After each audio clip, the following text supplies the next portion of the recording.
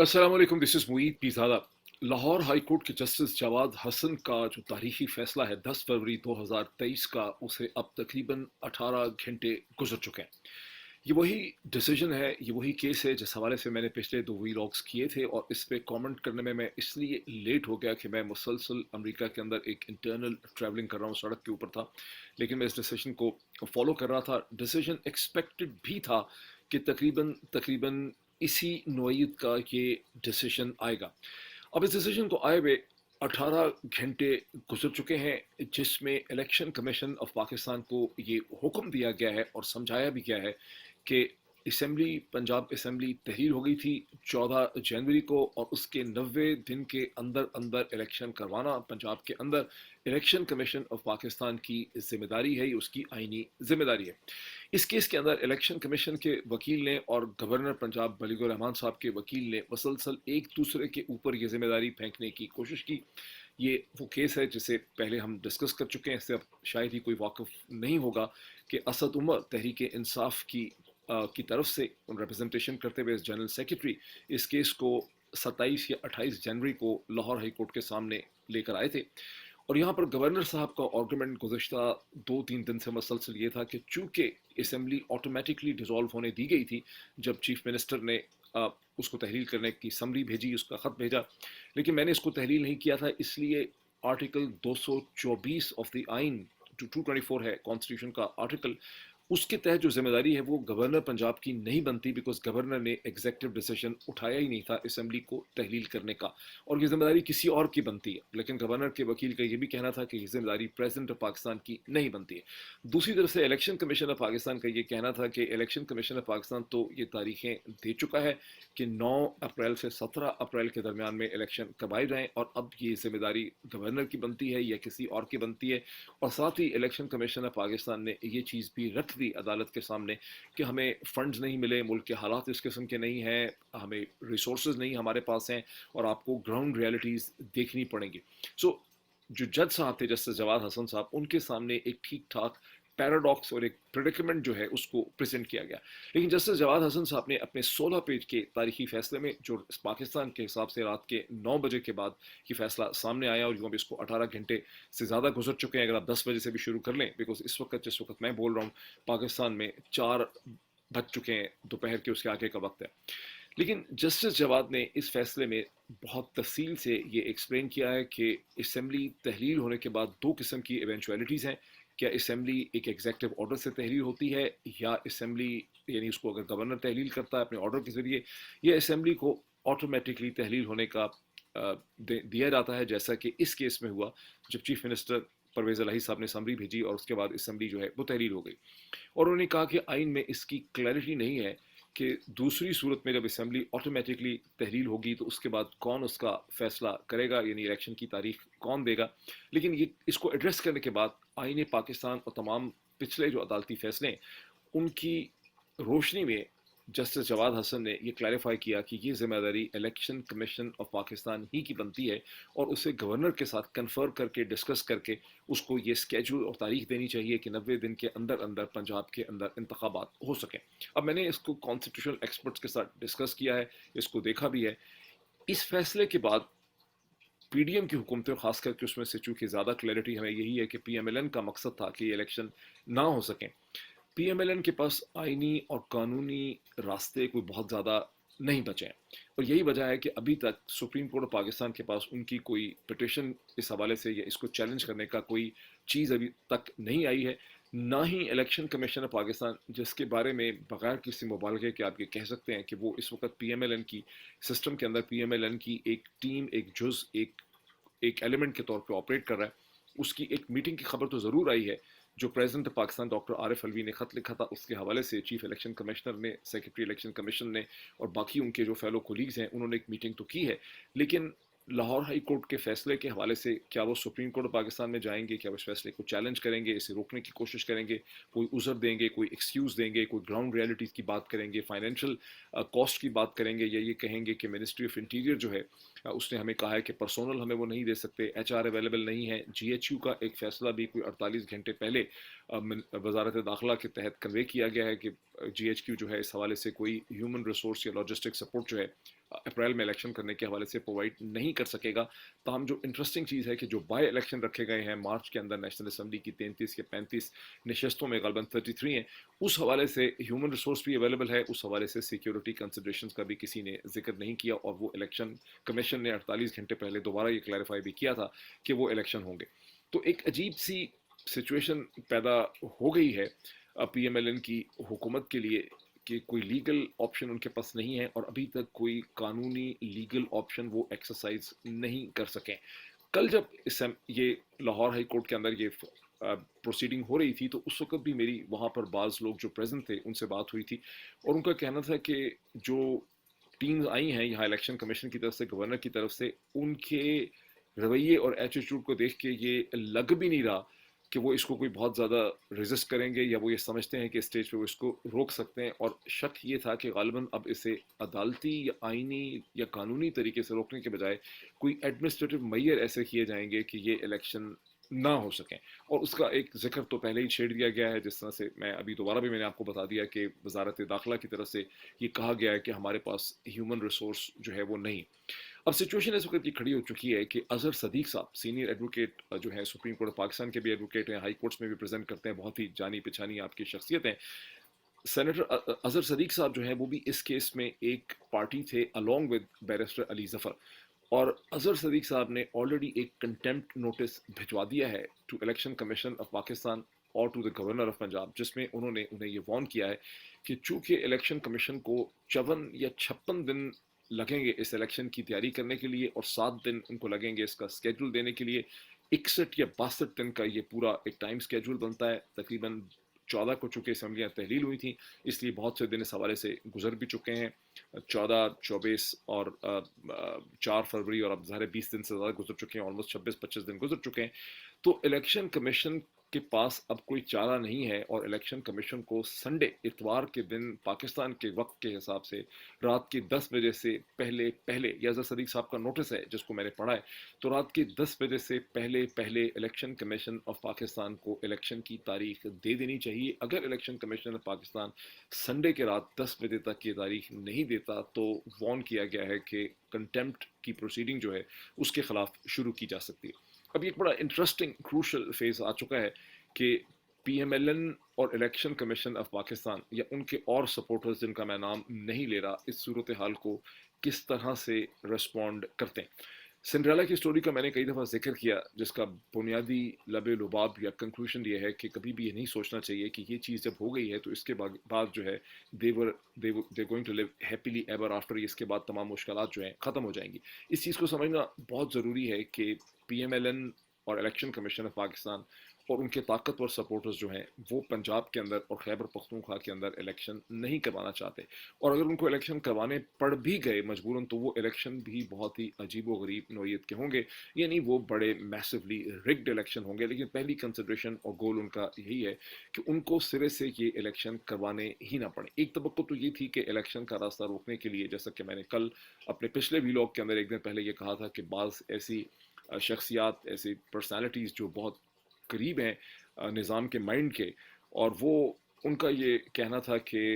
Supreme court of Pakistan का रास्ता इख्तियार किया जाएगा इलेक्शन को रोकने के लिए। लेकिन गुज़िश्ता 48 घंटे में हमने ये भी देखा कि चीफ जस्टिस ऑफ पाकिस्तान जनाब ऑनरेबल जस्टिस उमर अता बंदयाल साहब की तरफ से ऐसे कमेंट सामने आए जिसकी इंटरप्रिटेशन और तशरीह ये है कि एक उन्होंने मैसेज ये दिया है पब्लिकली कि आप हमसे ये तवक्को ना करें कि हम इलेक्शन को रोकने में कोई मददगार आपके लिए साबित हो सकते हैं, या हम ये सोचते हैं कि इलेक्शन जो है वो नहीं होने चाहिए। ये कमेंट क्लियरली किया गया कि पाकिस्तान के मसाइल का हल इलेक्शन के अंदर ही है। इन अदर वर्ड्स ये है कि चीफ जस्टिस ऑफ पाकिस्तान ने ये मैसेज भेजा है टू द पावर सेंटर्स कि इलेक्शंस को रोकने में सुप्रीम कोर्ट ऑफ पाकिस्तान मददगार साबित नहीं हो सकेगी। ये बहुत इंपॉर्टेंट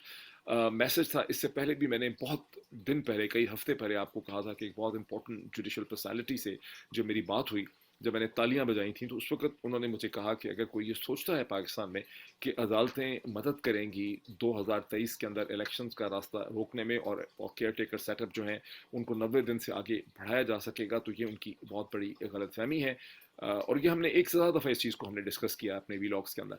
और क्योंकि ये कि सिंध हाई कोर्ट भी और सुप्रीम कोर्ट ऑफ पाकिस्तान भी अपने पिछले फैसलों के अंदर ये लिख चुकी है कि केयर टेकर सेटअप्स जो हैं ये किसी भी तरह 90 दिन से आगे इन्हें एक्सटेंड नहीं किया जा सकेगा। उस वक्त हम ये बहस कर रहे थे इंटरम सेटअप के हवाले से, बिकॉज एक बहुत बड़ी ख्वाहिश पाई जाती थी निज़ाम के अंदर कि एक लॉन्ग टर्म इंटरम सेटअप हो जो 90 दिन का ना हो, 6 माह का हो, 1 साल का हो, 18 माह का हो। उसके लिए सुप्रीम कोर्ट ऑफ पाकिस्तान की मदद हासिल की जाए, उनसे उसका अप्रूवल लिया जाए, क्योंकि आइन में इस किस्म के सेटअप की कोई गुंजाइश नहीं है। अब आप देख रहे हैं कि उस इंटरम सेटअप की एज सच कोई बात नहीं हो रही, क्योंकि इससे ज़्यादा ख़तरनाक बात यह हो रही है कि चूँकि हम पाकिस्तान को एक इकनॉमिक क्राइसिस है, फाइनेंशियल क्राइसिस है, उसका कोई हल नहीं है जैसा कि आप देख रहे हैं, तो पाकिस्तान में एक ओवर्ट खुल्लम खुल्ला मिलिट्री इंटरवेंशन हो सकती है। ये और बात है कि बहुत से पॉलिटिकल एनालिस्ट ये कहते हैं कि इस वक्त भी गुज़िश्ता 10 माह से पाकिस्तान के अंदर जो सूरत हाल है वो एक तरह की अनडिक्लेयर्ड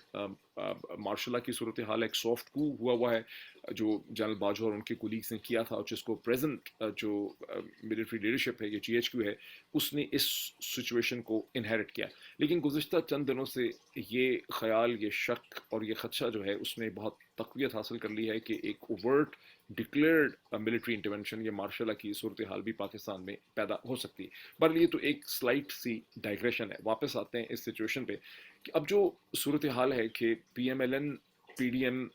खास करके PMLN election commission of Pakistan election नहीं करवाना चाहते। वो बहुत किस्म के एक्सक्यूजेस ढूंढ रहे हैं कि इलेक्शन ना करवाए जाए। दूसरी तरफ से अदालतों ने apparently on the face of it एक ऐसी पोजीशन इख्तियार कर ली है कि वो किसी भी तरह से हुकूमत की मदद करने को तैयार नहीं है इलेक्शन डिले करने के हवाले से। तो आगे होगा क्या, ये एक बहुत important question.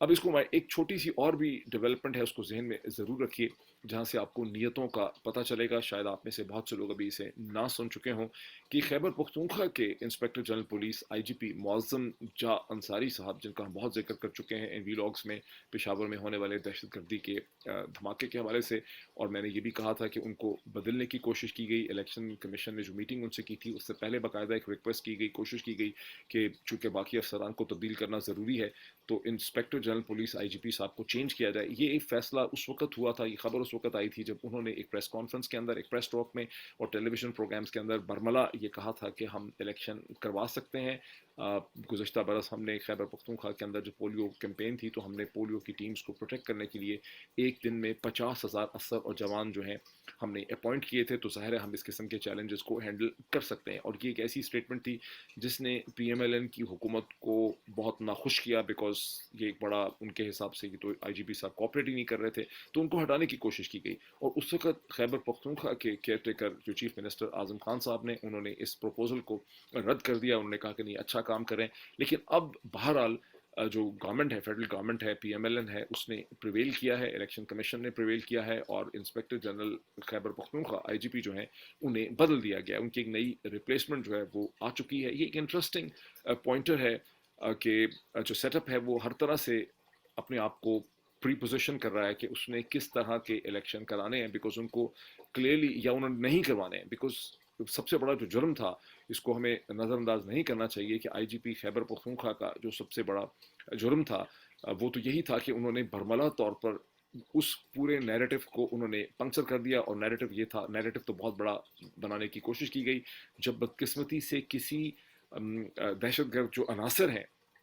without going into the details now into that controversy, जब एक बहुत बड़ा दहशतगर्दी का हमला किया गया और उसके बाद फिर हुकूमत ने उस हमले के बाद ये नैरेटिव बनाने की कोशिश की कि दहशतगर्दी बिल्कुल हमारे सामने खड़ी है, this is a clear and present danger, और इलेक्शन नहीं हो सकते। तो खैबर पख्तूनख्वा के IGP और वहाँ के कमिश्नर पेशावर और वहाँ के चीफ सेक्रेटरी और वहाँ के लोगों ने उसके बाद इस आर्गूमेंट को, इस नैरेटिव को शेप नहीं होने दिया। जब उन्होंने कहा कि नहीं, इलेक्शन हो सकते हैं, वहाँ के care taker chief minister Azam Khan ने भी कहा कि नहीं, दहशतगर्दी पहले भी होती रही है, इसका ये मतलब नहीं है कि इलेक्शन जो है वो नहीं हो सकते। और फिर IGP जो है उन्होंने बरमला, ऐसी स्टेटमेंट थी। अब उन IGP को बदल दिया गया है। I leave that to your imagination कि इसका क्या मतलब जो है वो बनता है। अब चंद पॉइंट्स इसके हवाले से बहुत क्विक में आपके सामने कर दूं।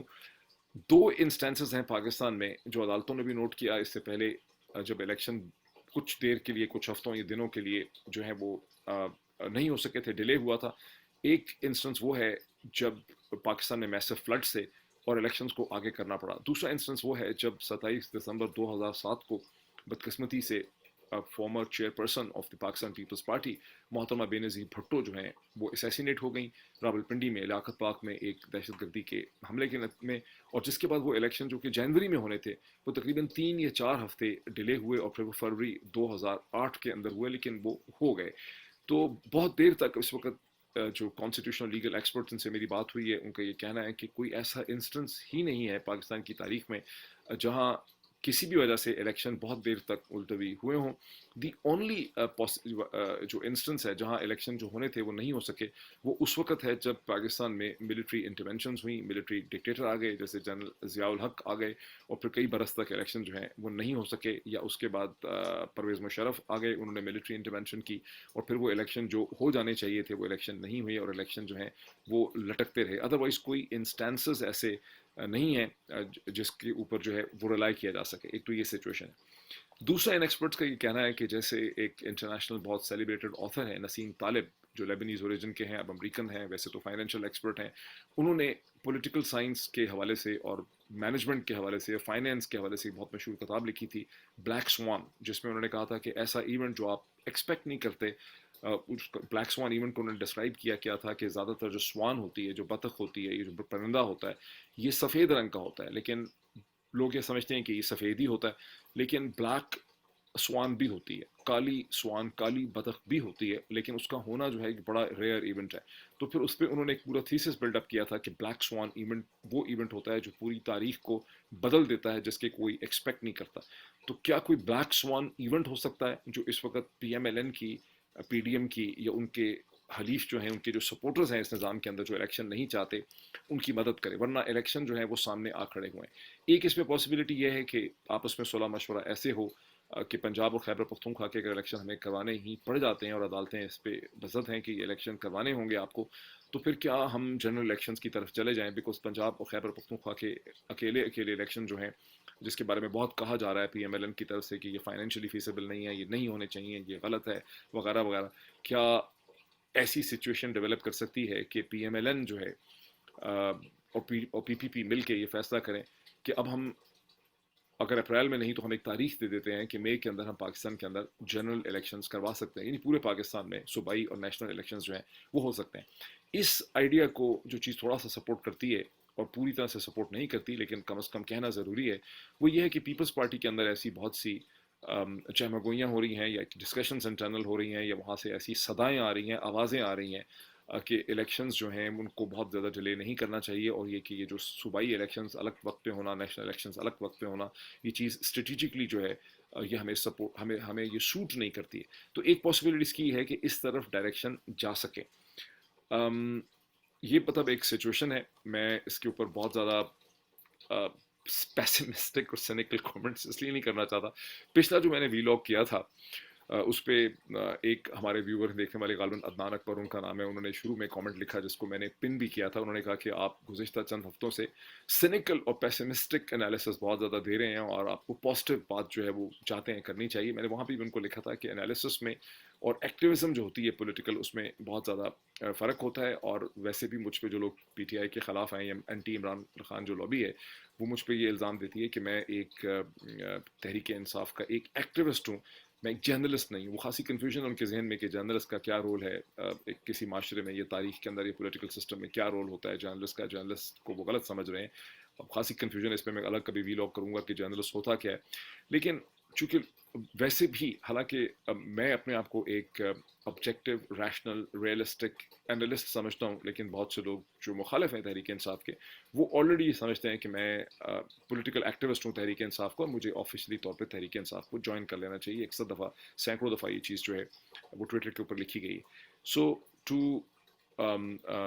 जो हमारे फ्रेंड हैं अदनान अकबर साहब, और जो इस तरह के और बहुत से लोग हैं महसूस करते हैं कि मैं पेसिमिज्म या सिनिकल किस्म का कमेंट ऑफर कर रहा हूँ, मैं उनके लिए ये बात समझाना चाहता हूँ। मैं बेसिकली एक रियलिस्टिक एनालिसिस सिचुएशन का कर रहा हूँ। सो रियलिस्टिक एनालिसिस जो है और पॉलिटिकल एक्टिविज्म वो है जहाँ हर फैसले के बाद लोग ये कहते हैं कि तबाही हो गई है नवाज शरीफ की, ये तबाही हो गई है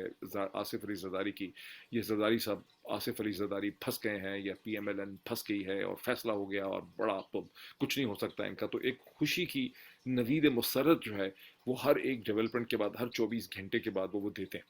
اور اگر ان کی ان پازیٹیو ڈیولپمنٹس پہ آپ چلے جائیں جو لوگ اس طرح سے کرتے ہیں، جیسے میں پولیٹیکل ایکٹیویزم کہتا ہوں گزشتہ 10 مہینے کی، تو پھر جس مصیبت میں پاکستان پھنسا ہوا ہے، جس پورے کرائسس میں، یہ تو آج سے 9-10 مہینے پہلے یا 8 مہینے پہلے یا 7 مہینے پہلے یا 6 مہینے پہلے، ہر بڑے جلسے کے بعد، ہر بڑے جلوس کے بعد، ہر بڑی ڈیولپمنٹ کے بعد، ہر بڑے عمران خان کی سٹیٹمنٹ کے بعد یا کسی کورٹ کے ڈیسیجن کے بعد، تو یہ صورتحال ختم ہو جانی چاہیے تھی. لیکن آپ نے دیکھا ہے کہ یہ صورتحال ختم نہیں ہوئی، باوجود اس کے کہ سوشل میڈیا کے اوپر بہت سے ویلاگس کے اوپر بڑی ہی پاورفل، بڑی امپیکٹفل قسم کی ہیڈ لائنس جو ہیں وہ لگائی گئی ہیں. اور اگر آپ پیچھے جا کے پیچھے چلے جائیں اسکرول کرتے ہوئے اور ان ہیڈ لائنس کو دیکھیں، تو اب آپ کو ہنسی آئے گی کہ ان میں سے کوئی بھی ہیڈ لائن، کچھ تو میں نے بھی لگائی ہیں اس قسم کی، مطلب اٹینشن گریب کرنے کے لیے، لیکن ان سے کوئی آپ کو رزلٹ اس طرح کا ملا نہیں. سو ریئلزم جو ہے وہ بہت امپورٹنٹ ہے. ریئلزم ہمیں یہ بتاتی ہے کہ نظام ذہنی طور پر بالکل بھی تیار نہیں ہے پاکستان میں الیکشن کروانے کے لیے. مجھے تو شک یہ ہے کہ نظام اکتوبر 2023 کے اندر بھی پاکستان میں جنرل الیکشن کرانے کے لیے تیار نہیں ہے. اس کی وجہ یہ ہے کہ جن لوگوں نے یہ